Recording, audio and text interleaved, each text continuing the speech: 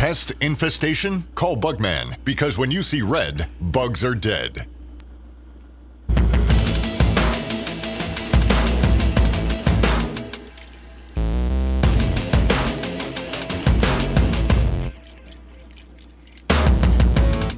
Tuesday, November the 18th. We are back. We are back from Vegas. We went to Vegas. I went to Vegas. We'll talk about it. We'll also talk about if you're living under a rock. Virginia Tech has a new football coach. We'll talk about that. We're going to talk about the location he came from, because there's a lot of hubbub coming out of there the last 24 hours. And that's about it. We'll talk about my trip to Vegas. We'll start. Obviously, Roanoke College didn't play Averett. They had to forfeit that game because of some craziness in the game prior. Roanoke College ends up 6-4 in the year. I think that's a good thing. That's a good building block going into next year. So congrats, Roanoke College. We'll get into where we were right, where we were wrong real quick. This week we were wrong. Duke. I took Duke versus UVA, but if you look at the sheet that we put up every week, I actually said on there, will Morris be back? He was leaning to coming back. We even said that on the radio, but we just didn't know. We just didn't know. And he did come back, and he played well. We had USC as a lock. -6, they won by 5. So we missed it by a point. Where we were right, a lot. Clemson versus Louisville, we got that. Notre Dame versus Pitt, we got that. Florida State versus Virginia Tech, we got that. Oklahoma versus Bama, we got that. Georgia versus Texas, we got that. JMU versus App State, we got that. Locks, West Virginia at Arizona State, we got that. South Carolina versus A&M, we got that.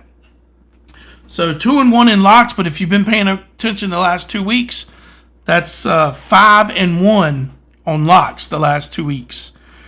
Overall, this week we were 8-2. 8-2. Now I wish I would have paid more attention to that when I was in Vegas, because I didn't win nothing. But 8-2, and if you go back the last 2 weeks, we are 17-5 overall. 5-1 on locks. So, not to toot my own horn, but I'm tooting it. That's pretty good. I wish I would have paid attention. Because Vegas killed us. And I'll just say, listen, I'm not saying it's rigged, but it's rigged. I did not see... First of all, if you haven't been to Vegas, I've been... Gosh, this is probably my 25th time. But I'm going to tell you right now, I'm done. I'm not going back for a while. I didn't win anything, and I'll be honest with you, I do feel like there's some rigged stuff going on. I feel like these games are rigged. I feel like, and what do I mean by that? Well, you're starting to see people take knees, people running for a touchdown and then falling down at the goal line. You're starting to see people go for 2 when they don't need to. You're starting to see people kick field goals when all they have to do is knee down and win the game. So there's definitely some craziness going on behind the scenes with some of these games. I can tell you this is the first time I've been to Vegas. I did not see one person win at blackjack. I did not see one person win, and I mean win, like a good size win. I didn't see anybody at roulette. I didn't see anybody at blackjack. I didn't see anybody at craps. I didn't see anybody on slots. Usually you see a little old lady who won $5,000 over in the corner. I did not see any of that. I did not see one person in a sports book Saturday or Sunday jump up and down, start yelling and screaming where they had won something big or they had won a big amount of money. I'm telling you, it was silence when it come to winners this past week, including myself. So I'll just say, I'm not saying it's rigged, but I think it's rigged. There's some stuff going on. You just be careful. Not to mention the Vegas is just outrageous. And they just they're going to kill themselves. In all honesty, Vegas is going to end up being something that's irrelevant down the line. I mean, you can already sports bet in most most states. Like here in Virginia, you got 2 casinos now. You can go to Danville and you can go to Bristol in Tennessee within a couple hours. You know, you can always go to Charlestown, also in Virginia. But I think that's going to end up hurting Vegas down the line. I think they're going to run into some. They're going to run into some issues. I mean, they're out there charging people $40 to park and, $50 resort fees. I mean, I paid $40 resort fees a day and didn't use a day. There's nothing in that place I used for a resort fee. The only thing I used was their towels and their washcloths. So, what was the resort fee for? Just out of curiosity. Because, I don't know how you charge somebody for a resort fee for swimming when the pools are closed, or a resort fee for the gym. Well, if you didn't go to the gym, why are you charging me the resort fee, right? So, I just think for Vegas it's a weird time for Vegas. I'm just going to say that right now. Like, it was dead. There wasn't a lot of people out there. Now, Friday and Saturday is always going to be people in Vegas because people drive over from California. But overall, I would just say there wasn't a lot of people. And I mean, I get it. It is a couple weeks or a week and a half before Thanksgiving, maybe not. And it's before the F1 race. But I mean, I had plenty of people tell me out there the F1 race, they didn't even they took down a bunch of bleachers that they've had the last couple of years. This will be the 3rd year because they couldn't sell them. They couldn't sell the tickets because they're too damn expensive. I mean, everything. There's the front stretch of the Bellagio. There's $12,000 tickets. One ticket is $12,000 for the weekend. I mean, I would love to go an F1 race. I think that would be cool. I'd never in my life pay $12,000. Now, those are probably corporate seats. Most of those are probably corporate seats. But the one thing that I did get told was the corporate seats, the $12,000 seats, they're trying to give them away. They can't even get people to come out because some of those hotels have to pay a certain amount. Like if you've got a casino facing we'll just call it the track, but it's basically around Vegas. They got to pay a surcharge per person. Now, you don't have to pay that unless they just jump the prices, which is what they've done. So, I don't know. If you're a Vegas fan, I would just tell you, I was disappointed. I didn't win anything, and I didn't see anything with anybody win anything. So, let's get to Virginia Tech. Virginia Tech and James Franklin. Wow. Big time hire. Big time hire. That's all I'll say. The only people on the planet today saying that it's not a good hire are the numbnuts from Penn State. And that's just because they're jealous. They're so happy that they got rid of James Franklin to get nobody. Because that's about ready to be what happens. Because guess what, Penn State? You're 3rd on the totem pole. LSU's a bigger job. Florida's a bigger job. So you're getting somebody 3rd rate if you think about it. You're not stealing anybody from another program. Big time name. You're not. That's not happening. Lincoln Riley's name is been thrown around out there. Excuse me. For LSU or Florida, guess who's not pulling him? Penn State, you're not pulling Lincoln Riley away from USC. LSU, Florida, yeah, one of them might. I just watch that name, Lincoln Riley, for that LSU or Florida job. But I'm just going to tell you, Penn State, what do you do? What do you do now? You're telling Virginia Tech how bad this hire was for them. James Franklin, who ran a spotless program, who won. He just didn't beat Ohio State consistently. Hey, there's nobody in the country beating Ohio State consistently. So now you think you can fire the guy who's up there running, had you one play away from national championship last year. You're going to hire somebody from where? Who are you hiring? You're not hiring a bigger name than James Franklin. Let's just start there. You're not hiring anybody that's won more than James Franklin, and you're telling Virginia Tech that they got a bad hire. I'll just tell you this right now. Penn State. Nobody wants to come to Penn State. You're not as relevant as you think you are. I'm sorry. Sorry to tell you that. You were relevant in 82 and 86. Guess what? Since then, you ain't been relevant. Last couple years, you have been. James Franklin had you relevant. Up until that point, you hadn't been relevant. Every year, it's Penn State third. Penn State picked third in the Big Ten East. Think about that. That has been the MO for Penn State for the last 25, 30 years. You always pick third. Maybe you get picked second 1 year out of 10, but it was Ohio State, Michigan. But all of a sudden now you're going to hire somebody that's going to push you over Michigan and Ohio State. Guess what? Ain't happening. Sorry. You lost the best thing you had. If you're a Penn State fan and you come to me and say, hey, he couldn't beat these teams, maybe it's just time for a break. It's just good for James Franklin to go his way and Penn State go our own way. No hard feelings. James Franklin, okay, I could take that. I could see that. I could understand that. But to be cheering and telling Virginia Tech they got a bad hire, you know what that is? That's loser talk, Penn State.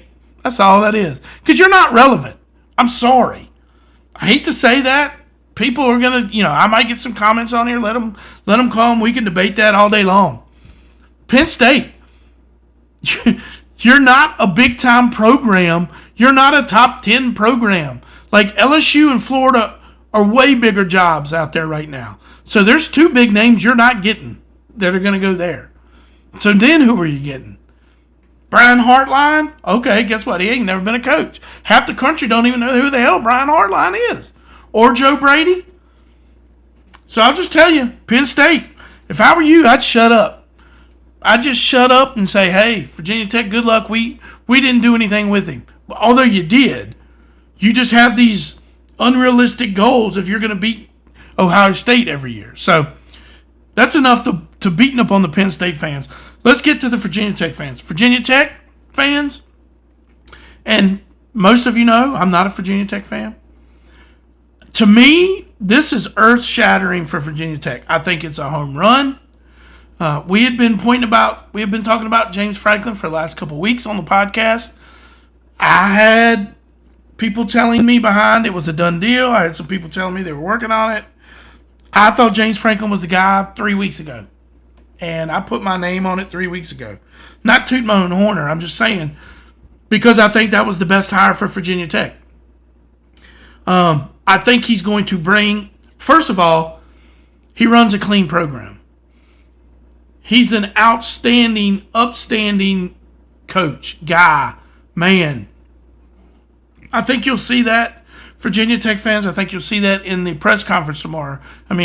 I would tell you to go back and watch where they did the interview on game day. If you did not see it, that in itself proved that.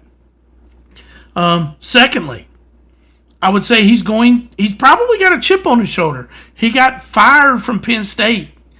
Well, guess what? Now you got a hell of a recruiter in the middle of the Mid-Atlantic going against Penn State. Guess what, Penn State? You wanted him gone? He's gone. But he's going to be your nightmare. He's going to be your ghost in recruiting. I'm telling you that right now. Virginia Tech, we know they're stepped up their money. I just think it's a home run hire for Virginia Tech. For the ACC, I would say this. To me, this has the same feeling of Clemson when they started to rise. When they hired Dabo Swinney, they got rid of Tommy Bowden, and they hired Dabo Swinney. He had a year or two, and then they just started rising. And Clemson's been the king of the ACC for what, the last 7, 8 years? 9 years? 10 years? This has a feel that Virginia Tech can be that program under James Franklin. Now, let me just say this also, but let me preface this to the Virginia Tech fans that are out there talking shit. Shut up. Okay, let me just tell you that now. Shut up. Yes, you've got a good coach. But please don't be talking about we got this money, we're back, we're this, that, and the other. Look, yes, it's a great hire. In my opinion, it's the best hire you've ever had at Virginia Tech. Because I'm going to tell you now, this is my opinion again, James Franklin is a better X's and O coach than Frank Beamer was. Now, everybody loves Frank Beamer. I get it. Frank Beamer made the program what it is today. Every program needs somebody else to take it to the next step, right? Look at Alabama. Bear Bryant. Nobody in a million years would have thought Bear Bryant would be... No, people don't even talk about Bear Bryant. Why? Now, why? Because Nick Saban showed up. Right? I mean, they say, oh, yeah, Bear Bryant. Yeah. Oh, but Nick Saban. I think this is the type of hire that Virginia Tech has in James Franklin. They're going to go, oh, yeah, Beamer, he did good. But this is James Franklin. I think this is where it's going. But don't be... I know you've been down for a while, Virginia Tech fan. So enjoy this. Embrace this.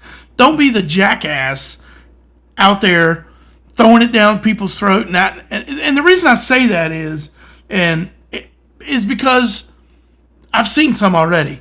Wanting to argue with people about this is a better program and that's a better program than this. Stop. Okay? Because you haven't been better than anybody in the last 10 years. Okay? 15 years. So be humble. Be humble. This is a great, monstrous hire. This takes Virginia Tech to the next level, as long as the funding keeps coming.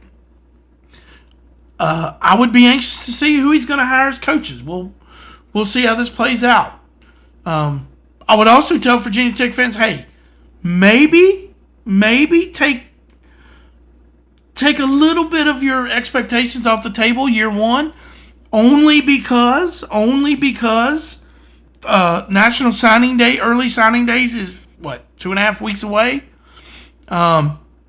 So, and what does that mean? Early signing day. Early signing day means they sign and they come in January so they can be there for spring ball, right? Well, he's only got 2.5 weeks. So I don't know that the momentum coming in this first year in terms of recruit. I do think he's going to get some recruits. I look, Virginia Tech's 120th, something like that, in recruiting right now. I don't think they're going to number 5 is where I'm going with this. They might jump into the top 50 with some of the recruits they get. But first year may be a little bit of bumpy just because he's going to have to. I mean, first of all, we don't know who he's keeping on that team, right? New coach comes in and he goes, hey, sorry, kiddo. You probably want to get in the portal because you're not my type. And that happens. So where I'm going with this is, Virginia Tech fan, is you might end up with 85 new people this year. And sometimes 85 new people in a year with a new coach and this, that, and the other, things don't go 100% as planned the first time around. But give him a second. Now, I will say this. Schedule's not bad next year. 2 years from now, that schedule's pretty brutal. You got at SMU, at Clemson, you play Miami, and you go at Notre Dame. So that'll be interesting to see what happens in year 2. I mean, I know I'm talking 2 years down the road on you, and we hadn't even hired the guy. You hadn't even hired the guy yet. But I think it's a great hire for Virginia Tech, and for lots of reasons. I think the program, he will run the program the right way. I think he will bring in recruits. I would like to see if, I don't know if everybody knows this or not, but Anthony Poindexter and Marcus Hagans are on his staff, or were on his staff at Penn State, both UVA alum. Does he bring them with him? Do they want to coach for Virginia Tech, being UVA fans or players? And then I'll be honest with you, does James Franklin want to bring Poindexter back as an assistant, do really well, Poindexter, something happens over at UVA, and then Poindexter becomes the new head coach at UVA? Because he applied for it this last time. They interviewed him. or maybe he pulled his name out at the end. But anyway, that's sometimes you got to look ahead, right? So if Poindexter doesn't end up on this roster as a head coach, there's a reason why. Either he just didn't want to come to Virginia Tech, which I can understand to a degree, being a UVA fan. Although if you're getting a lot of money, sometimes you got to overlook that stuff. And then, secondly, does James Franklin want to bring who 5, 6, 7 years from now could end up being a possible candidate for UVA if they're looking for a head coach, and they've been successful at Virginia Tech? Just something to think about. But I think overall for the program, Virginia Tech, it's an A+++. I think it elevates Virginia Tech to be one of the top 2 or 3 teams in the league. And I truly believe you'll be playing for playoff berths in the college football playoff in the next couple of years. With who they play year in and year out in the ACC. The ACC is, has been top heavy for a while. I just think it just got more top heavy with Virginia Tech. But Virginia Tech fans, be excited. Be excited. Just don't be jerks. Be excited. Be proud. Hey, we're coming back. Just because you hired him, you're not back yet. Okay? It's going to take a little while. So, and when we say back, it's not back. Back what you were back then is not the same now because, look, everybody else has been paying this money. Okay? You just found out that it was the right thing to do to pay the players this year. All right? That's the reason you got James Franklin in here in the position that you're in. Okay? So let's keep that in mind. But overall, I think it's a home run. I think it will be successful long term. I think Penn State, if you're the one or if you're a fan that's sending the Virginia Tech people, all you are, that's loser talk. You're jealous and it's loser talk. Because I'm going to tell you right now, I will bet you, and we'll go back and listen to this 5 years from now, I will bet any Penn State fan Virginia Tech has more wins, James Franklin has more wins in 5 years, if you add up the 5 years, so start next year, than Penn State's coach does in 5 years. Guaranteed. I will bet any Penn State fan that right now. So put your money where your mouth is. I'll guarantee you. I'll bet you that. Because I can tell you, the ACC is a whole lot easier to win than the Big Ten. So keep that in mind, Penn State fan. But Virginia Tech, good job. I think it's really good. It's important when some of these programs are. It's good for college football too. When certain programs are good. And hey, look, when Virginia Tech is good, and they're having the night games, and it's good. It's good for college football. So, not a fan. Virginia Tech, you're not winning me over. I mean, you've kind of won me over, but I think it's a great hire. So, anyway, with that said, we'll get you next week. Heathens, Kettle Corn, and Mobile Grill. You can find them at Dr. Pepper Park, local Roanoke events, and also now doing fundraising with teams, organizations, churches, etc. Find them on Facebook, Heathens, Kettle Corn, and Mobile Grill.